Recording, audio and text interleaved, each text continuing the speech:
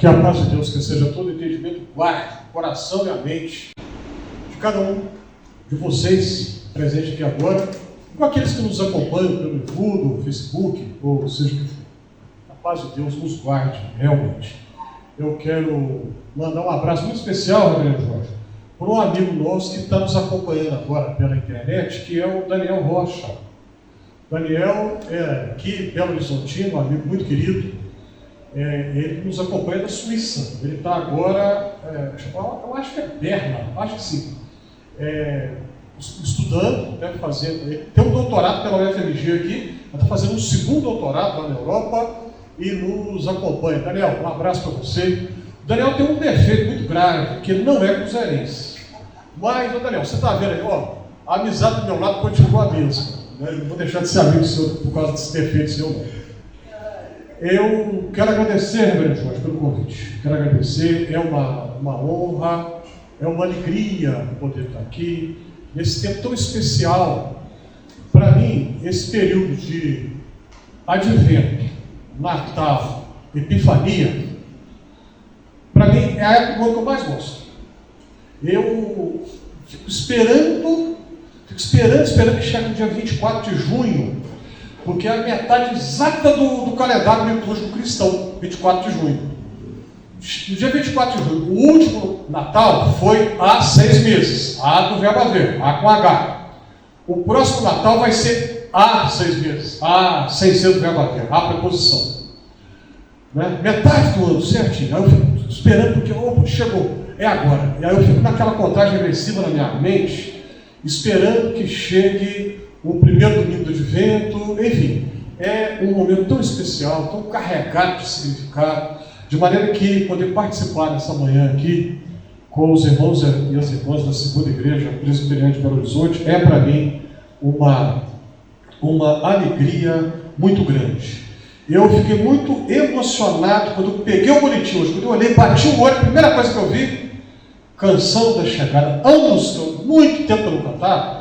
Eu não sei se é do Flávio Ala ou do Chico Israel, ou os dois em conjunto, um dos dois. Né? E um canto que, antigamente, nas reuniões do SEBEP, Centro Evangélico Brasileiro de Estudos Pastorais. Reverendo Jorge, eu encontrei com ele em São Paulo, agora no final de novembro, exatamente, um mês atrás. Exatamente, um mês atrás, no encontro do SEBEP. Antigamente, quando a gente participava, toda a reunião, no início a gente cantava, estamos aqui, Senhor, vemos todo lugar. Eu fiquei emocionado quando eu vi, e por trazer essas memórias afetivas, que são muito importantes, muito significativas na minha vida. Muito bem. Reverendo, pois não? Só ajudando, o nosso queridíssimo, né? Saudade dele, Flávio Ara. Junto com o Valdomiro Pires. Valdomiro, os dois que escreveram. Eu que estava pensando, ou é o Flávio Ara ou o Chico Israel, um dos dois. Eu acertei metade, então. Mas Valdomiro Pires também, muito bem. Que coisa linda. Nós falamos agora há pouco, antes do culto começar, né, dessa época em que havia grupos com canções, hinos, com uma profundidade teológica muito grande, né, com um tom, um ouvido, digamos assim, um ouvido de libertação, ou da libertação.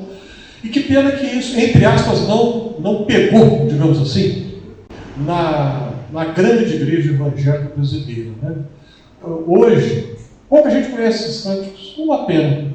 Mas que bom que aqui eles ainda são cantados. Que bom. Muito bem.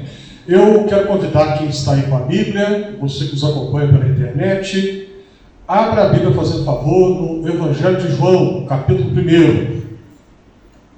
Quando vocês vão abrir, eu vou pegar o meu contato.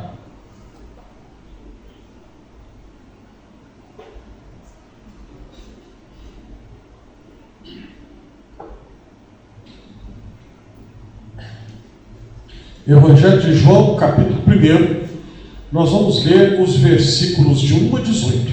Evangelho de João, capítulo 1, dos versículos 1 a 18. Eu vou tomar a liberdade de fazer a leitura aqui eu mesmo, A versão que eu tenho é a tradução de João Ferreira de Almeida, revista e atualizada no Brasil. No princípio era o Verbo, e o Verbo estava com Deus, e o Verbo era Deus. Ele estava no princípio com Deus.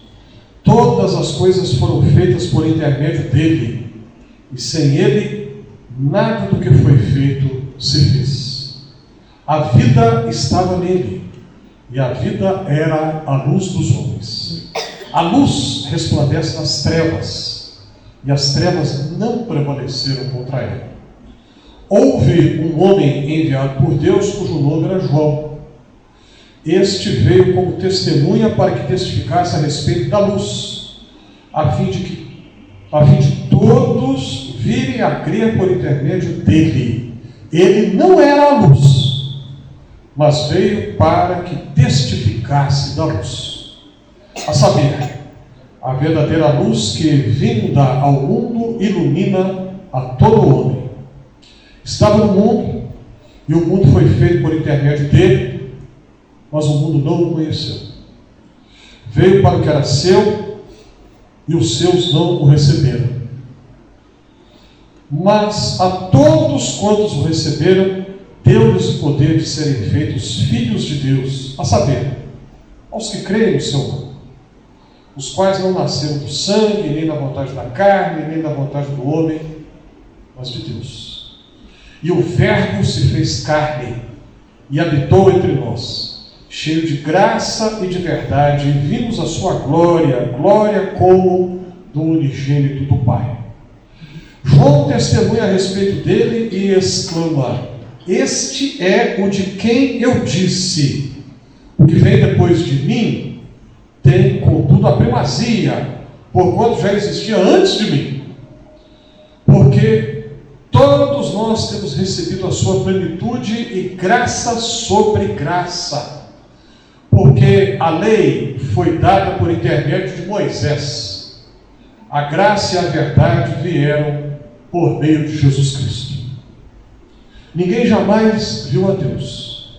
O Deus unigênito que está no seio do Pai é quem o revelou. Amém. Até aqui, versículo 18. Nesse tempo que antecede o Natal, tempo do Advento, e especialmente nos 7 últimos dias do Advento. O Advento nós sabemos, um período de 4 semanas, então dá um mês, mas nos 7 últimos dias, a tradição cristã ocidental, uma tradição que vem da Idade Média, de uns 1500 anos mais ou menos, reserva esses 7 últimos dias para o canto das chamadas antífonas do Ó. Por que isso? O que é antífona? É como se fosse um refrão de um coro. A gente canta uma estrofe, canta um coro. A antífona é mais ou menos assim. Mas por que do Ó? Porque todas as 7 começam com uma invocação ao Cristo que vem, e todas começam com Ó. Ó. Ó, então hoje, exatamente, 21 de dezembro. Ó, estrela da manhã, ou ó, sol nascente. Títulos messiânicos que invocam o Senhor.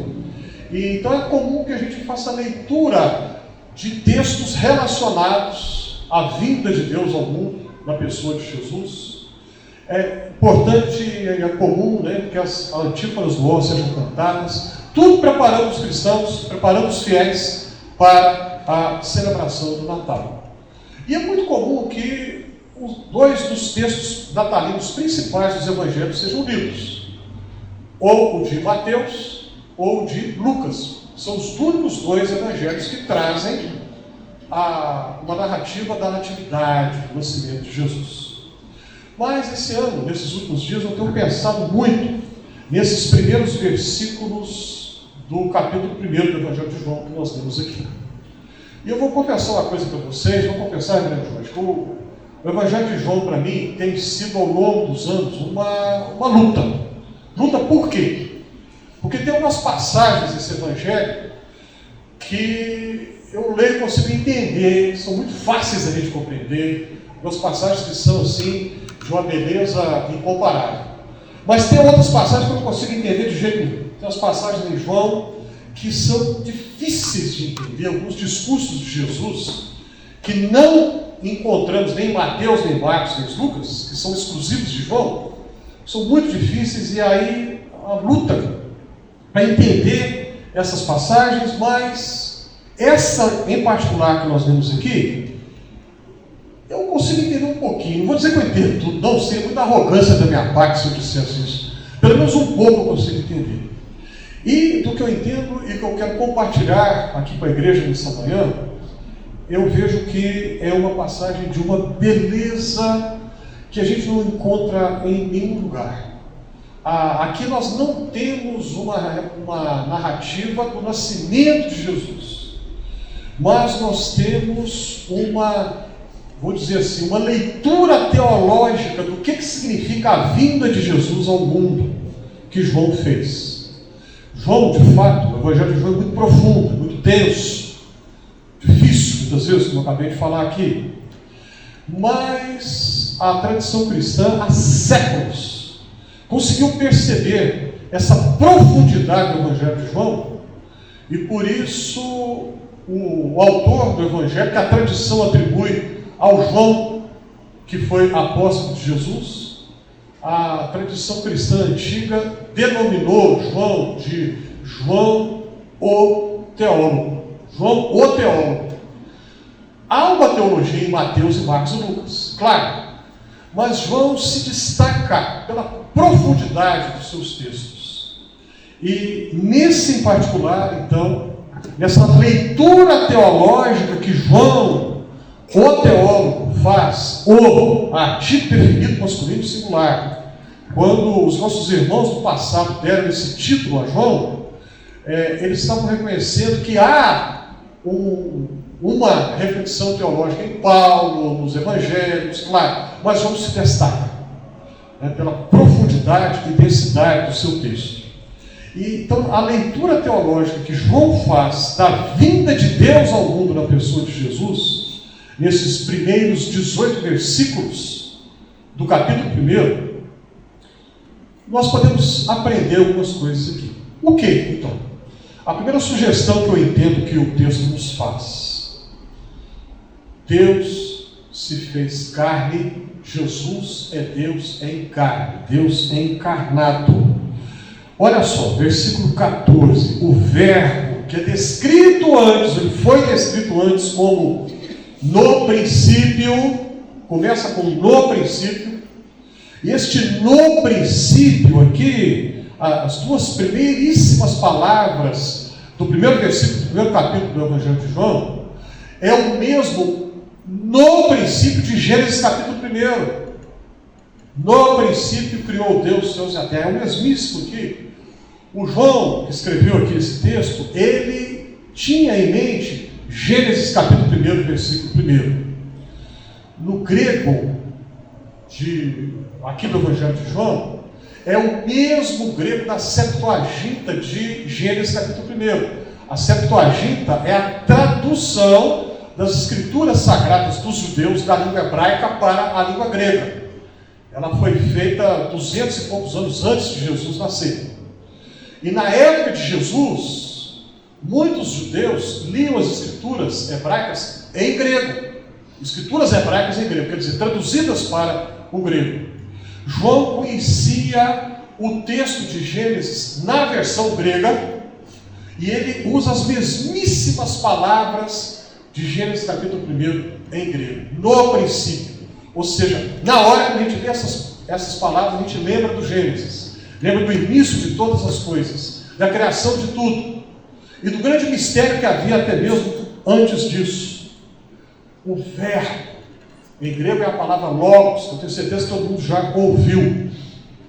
Este verbo que é Deus, que criou tudo, o versículo 14 vai dizer: se fez carne e habitou entre nós. O que nós aprendemos daqui? A importância da matéria, a importância do corpo, a importância daquilo que Deus criou. É importante porque Deus veio a nós não como um anjo, não como um espírito, um fantasma, uma assombração, uma coisa assim, mas veio em carne, em matéria. Há uma tendência muito antiga no cristianismo, muito antiga, e essa tendência a gente encontra influência dela, tanto no catolicismo quanto no protestantismo, igual, os dois iguais nesse sentido aí, que é de considerar importante só o que é, entre aspas, espiritual. Bom, há uma importância disso, claro, mas não dá para dizer que só o que é espiritual é importante. Essa é a diferença. O que é espiritual é importante? Só o que é espiritual é importante? Não. Por que não? Porque o que é material é importante também. Porque foi Deus que criou. E Deus veio ao mundo em carne. Jesus, filho de Maria. Jesus que é humano como nós. E a gente pode até dizer, Jesus que é mais humano do que nós. Jesus, quando Deus vem a nós, na pessoa de Jesus, a encarnação do Verbo nos mostra como que a matéria, o corpo é importante. A grande preocupação da maioria dos cristãos, católicos e protestantes igualmente, eu repito, mas questão de frisar isso aqui, a grande maioria é pensar apenas na salvação da alma. Você vai morrer, sua alma vai para o céu. Isso é importante. Nada mais importante do que isso. Morreu, a alma vai para o céu. Mas a Bíblia tem um discurso muito mais amplo.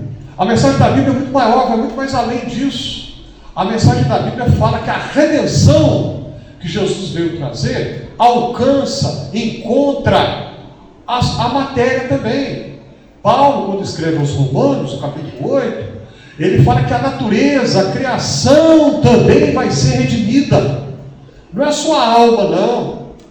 A maioria dos cristãos pensa assim, só a alma, né? A alma vai ser salva. Mas o que a Bíblia apresenta é algo muito mais abrangente, algo de um impacto muito maior. Deus veio ao mundo na pessoa de Jesus. Deus se encarnou em Jesus.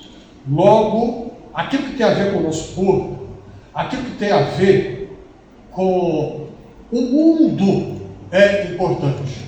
Aí nós podemos puxar, me permito usar esse verbo aqui, puxar uma implicação da encarnação de Jesus para o cuidado que nós devemos ter em relação à natureza, ao meio ambiente, à questão ecológica, é espiritualmente importante. Se eu falo de ecologia, eu estou falando de matéria, né? Águas, plantas, animais, o ar que a gente respira, é tudo material, mas é espiritualmente importante. Por quê? Porque foi Deus que criou, e Deus valorizou tanto a ponto que Ele veio a nós, o encarne na pessoa de Jesus. Então, esse é o primeiro ponto que eu entendo que o texto nos sugere, da leitura teológica que João, o teólogo, fez da vinda de Deus ao mundo na pessoa de Jesus. O segundo ponto, Jesus nos traz a graça e a verdade. Você prestou atenção aí no texto? Que ele fala, no princípio era o verbo, então vai falando, ele, aparece várias vezes ele, né, pronome pessoal, terceira pessoa do singular.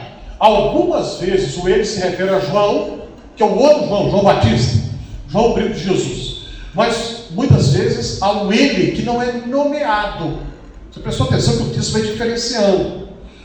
Ele aparece muitas vezes. Às vezes o ele é o João, mas tem o nome aparece aqui, não é? Versículo 6. O ele que é o João. Mas tem um outro ele que não é nomeado, a não ser no versículo 17. A primeira vez que este ele tem um nome. A primeira vez, versículo 17, Jesus Cristo. É a primeira referência a Jesus por nome no Evangelho de João, o versículo 17. Até então, só está falando assim, ele, tá, mas e o nome? Só apareceu aqui. E olha o que fala de Jesus nesse versículo 17. A lei foi dada por intermédio de Moisés. Tudo bem. Mas, porém, a graça e a verdade vieram por meio de Jesus Cristo. Jesus Cristo, que é o Verbo de Deus, só aqui que ele tem nome, Jesus Cristo, que é Deus feito carne, Deus feito gente, Deus feito humano entre nós, é aquele que nos traz a graça e a verdade. Estas são palavras que aparecem muitas vezes no restante do Evangelho de João. Isso é um dos pontos que eu consigo entender desse Evangelho. Algumas palavras que são palavras-chave, são como que termos técnicos que se repetem. E se eles se repetem, é sinal que eles são importantes. Se não fossem, eles não apareceriam outra vez. João, então, ele escreve e repete tudo para fazer com que os leitores observem. Epa, pera lá, falou lá, agora falou aqui outra vez, quer dizer que isso é importante. Vamos prestar atenção no que está dizendo aqui. Então, o texto aqui diz que Jesus nos traz a graça e a verdade. A palavra verdade, que é uma dessas que vai se repetir no Evangelho, na tradição da Bíblia hebraica, verdade está ligada à confiança, a ideia de confiança, de confiar naquele que fala. Então, nós somos desafiados a confiar em Jesus, aquele que é Deus encarnado. Sejamos honestos, sejamos sinceros conosco mesmos. Muitas vezes é difícil confiar. Por quê? Porque a gente não entende, né? Conscientemente ou não, a nossa tendência é de confiar só porque a gente entende. Eu conheço o fulano de tal, eu confio nele. Mas a Beltrana, eu não a conheço, como é que eu vou confiar na pessoa que eu não conheço? A nossa tendência é essa. Tudo bem, até é natural que seja assim, é racional que nós tenhamos confiança apenas em quem conhecemos, é natural que seja assim. Mas muitas vezes nós agimos assim em relação ao próprio Deus. Muitas vezes a gente não tem coragem de admitir, a gente não fala isso de público, ninguém vai falar isso no culto.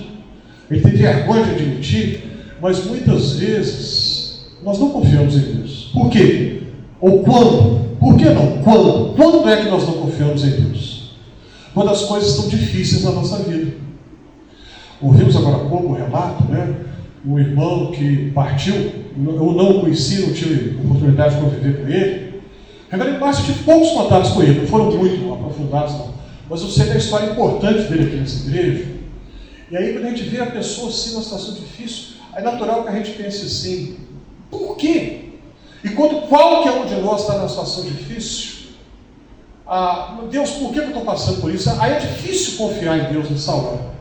Mas a verdade que Jesus nos trouxe é aquela que nos desafia a confiar, mesmo que a gente não entenda. É contra-intuitivo. Mas o Evangelho é contra-intuitivo, muitas vezes. Ele não vai na lógica do mundo. Paulo vai dizer que a sabedoria de Deus é mais sábia que a sabedoria dos homens. Então, nós somos desafiados a confiar essa verdade, ainda que não entendamos. Essa semana eu li uma história curta, uma história rápida, bem curtinha, de que um homem, alguém, disse que o camarada viajou, foi para a Índia e queria conhecer a Madre Teresa de Calcutá. E aí ele chegou lá em Calcutá, na cidade de Calcutá, na Índia, e foi onde ela estava, conversar e tudo, e falou que foi lá apenas para conhecer e tal e tal. Aí disse que na conversa ele virou para ela e falou assim: Madre Teresa, eu quero pedir para a senhora orar por mim, para que eu tenha mais clareza. Porque tem coisa que eu não entendo na vida cristã, por que a gente sofre, porque eu não consigo entender, então eu quero que Deus me dê mais clareza, entendimento, que Deus me faça compreender. Aí disse que a Madre Teresa virou para ele e falou assim: meu filho, eu não vou orar pedindo a Deus que te dê mais clareza, eu vou orar pedindo a Deus que te dê mais confiança. Confiar mesmo que eu não entenda. Teve uma outra madre, mas essa é uma madre protestante, a igreja luterana. No Brasil acho que tem também, mas em alguns países a igreja luterana tem uma ordem de freiras evangélicas, freiras protestantes. Os anglicanos têm em alguns lugares também, anglicanos e luteranos. e houve a Madre Basileia Schlink, a alemã, Schlink, mais alemão que isso, impossível, né? Schlink. A Madre Basileia Schlink, ela fundou a Irmandade Evangélica de Maria. O próprio nome já indica, a Irmandade, freiras, evangélica, né? Porque na tradição protestante. E a Madre Basileia Schlink, ela tem uma frase, uma prece, uma oração em poucas palavras, que eu, quando li, nunca mais me esqueci, e eu sempre lembro dessa oração. A frase deve ter 4 ou 5, uma prece com 4 ou 5 palavras apenas. Meu Pai, eu não entendo tudo, mas mesmo assim confio em Ti. Meu Pai, eu não entendo tudo, mas mesmo assim confio em Ti. A verdade e a graça que Jesus, que Deus nos traz na pessoa de Jesus, nos desafiam e nos confortam. Vamos confiar. Vamos confiar. Jesus é a verdade. Mais tarde, nesse mesmo evangelho, ele vai dizer assim: eu sou a verdade. Vamos confiar nele, ainda que não entendamos. Algumas coisas sim, outras não. Na hora difícil, quando está tudo bem conosco, aí a gente confia, né? É muito fácil. Está indo tudo bem, né? Você não está devendo, a saúde está em ordem, seus filhos, sua família, está tudo sem crise. Que bom, né? É ótimo quando acontece assim. Tomara que seja assim com todo mundo, mas nem sempre é. Nem sempre. O André Jorge falava agora há pouco, né? A vida tem altos e baixos. Então, quando está tudo bem, ótimo, glória a Deus, ótimo, ótimo. Mas e quando não está? Vamos confiar, Jesus é a verdade. Às vezes a gente é tentado a não crer, não acreditar que Ele é a verdade, não acreditar no que Ele falou. Nós vamos confiar a si mesmo. E por fim, Jesus nos mostra como Deus é. É a leitura teológica de João da encarnação de Deus em Jesus. Veja o versículo 18. Ninguém jamais viu a Deus. O Deus unigênito que está no seio do Pai é quem o revelou. Quem é o Deus unigênito no seio do Pai? Jesus, que veio a nós, que é o Verbo que se fez carne, no versículo 14, ele nos mostra como Deus é. Tem uma frase antiga, eu não consegui localizar a autoria, não sei se o André Jorge sabe, é a frase que diz assim: em Jesus vemos como Deus é e como o homem deveria ser. Não consegui localizar de jeito nenhum a autoria. Não sei se é de algum dos pais da igreja, da antiguidade, não sei. Seja lá quem for quem tenha construído essa frase, acertou em cheio. Jesus é o humano perfeito. Como eu disse aqui, me permito repetir, falei poucos minutos atrás, Jesus é mais humano do que nós, mas ao mesmo tempo Ele é perfeitamente Deus. Esse é o mistério de Cristo. Ninguém viu a Deus, nunca isso aconteceu, mas Ele foi revelado a nós em Jesus. Eu não sei se foi essa semana agora ou na anterior, eu estava lendo um trecho de um já falecido, o que foi o arcebispo da Cantuária, dos irmãos anglicanos, né? Eles têm essa figura que é a figura principal da liderança da igreja anglicana no mundo inteiro. Não é exatamente igual o Papa de Roma, não, porque o Papa de Roma ele tem uma autoridade direta sobre toda a igreja católica ao redor do mundo. Na igreja anglicana não é assim que funciona, não. É uma autoridade mais simbólica do que literal, digamos assim. Mas enfim. Então, nós tivemos agora no século XX, que era na ocasião, né, o arcebispo da Cantuária, né, da igreja anglicana, Michael Ramsey. Aí ele escreveu, quando eu li isso eu fiquei muito impactado, ele escreveu como que Jesus nos mostra como Deus é. Então, quando é tão simples, mas tão profundo ao mesmo tempo, e tão diferente, tão inesperado, totalmente inesperado, porque em Jesus nós vemos a ação de Deus. Se nós queremos saber como Deus é, vamos olhar para Jesus. Jesus acolhedor, Jesus que diz que não veio para condenar, mas para salvar. Jesus que ficou bravo e nervoso e que literalmente perdeu as estribeiras quando viu a exploração econômica, o abuso econômico de algo que deveria ser natural, espontâneo, deveria acontecer naturalmente, mas aí pessoas explorando e ganhando dinheiro em cima disso. Isso fez Jesus ficar irritado, nervoso. Jesus que nunca bateu de frente com a doutrina dos religiosos do tempo dele, mas que bateu de frente com a hipocrisia deles, ou seja, fala uma coisa, mas vive outra. Eu acho isso tão interessante, né? A palavra fariseu, na nossa linguagem, é um xingamento, né?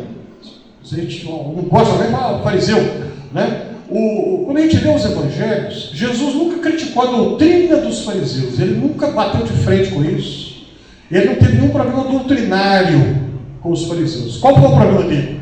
Com a hipocrisia, com a arrogância, porque eles se julgavam superiores em relação às demais pessoas, se achavam melhores. Com isso, Jesus bateu de frente.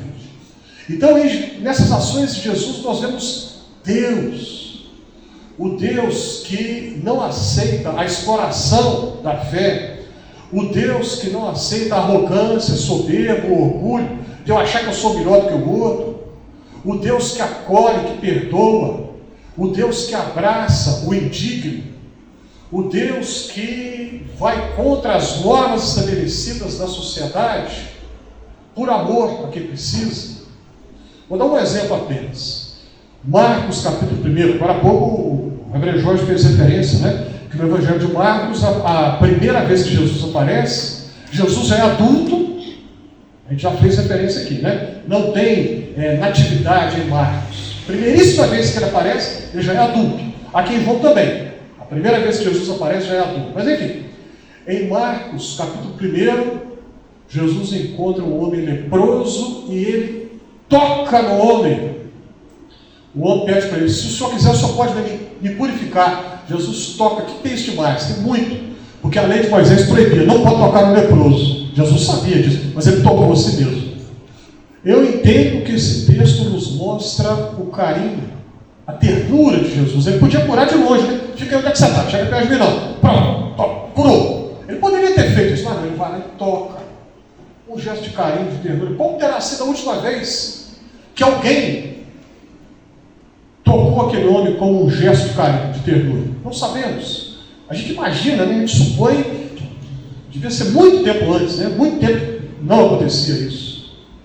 Deus que trata com ternura, Deus que trata com carinho, Deus que perdoa. Jesus nos revela Deus, nos mostra como Deus é. E como Paulo disse, quando escreveu aos Filipenses, Jesus, aquele que, o Deus que se encarnou, abriu mão da sua glória, abriu mão do seu poder, se esvaziou para estar aqui entre nós, estar conosco, habitar entre nós, nos acolher, nos receber. A mitologia grega, lá da época que esse texto foi escrito, a mitologia grega falava de que algumas vezes deuses desciam aqui na terra. Eles acreditavam em muitos deuses e deusas, né? Tinha um punhado, uma turma de deuses e deusas. Então, de vez em quando, eles tinham mitos que falavam, lendas que falavam de deuses que desciam aqui à terra, disfarçados de humanos, e ninguém sabia que era um deus disfarçado. Mas eles continuavam com o poder deles, não abriu mão do poder deles, não. Jesus abre mão, ele se esvazia e nos mostra que o poder se aperfeiçoa na fraqueza, como Paulo disse em outro momento, na segunda epístola aos Coríntios. O Natal se aproxima, estamos nos últimos dias do Advento. Quem que nós celebramos no Natal? Nós celebramos aquele que é Deus feito carne, Deus que se torna humano. Celebramos aquele que nos traz a graça de Deus, o favor que nós não merecemos, e que nos desafia a confiar na verdade que Ele é. Celebramos aquele que nos mostra como Deus é. Que você, sua família, sua casa, quem está nos acompanhando aí na internet agora, que nós todos tenhamos uma celebração do Natal, reconhecendo que Deus vem a nós na pessoa de Jesus e que temos alegria e que sejamos testemunhas deste que veio a nós no mundo, na sociedade em que estamos. Amém. Amém.